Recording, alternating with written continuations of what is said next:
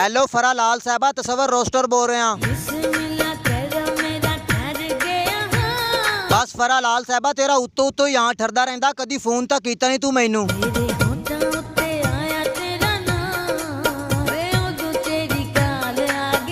फरा लाल साहबा, मैनू पता तू बड़ी फिल्मी औरत है, तू उत्तो उत्तो याद कीता होना मैनू। अच्छा ठीक है फरा लाल साहबा, तेरी गल मान लेने। अच्छा है दस के कोई मेरे लिए हुक्म। क्यों फरा लाल साहब, खरिया ते क्यों तेरे वेड़े आवा?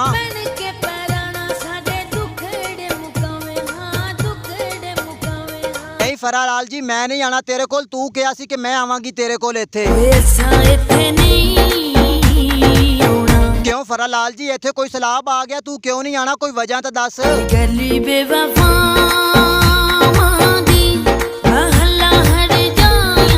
वाह वाह वाह फरा लाल जी, मैं तेनू अच्छी तरह जानना जेडी तू वफादार हैगी।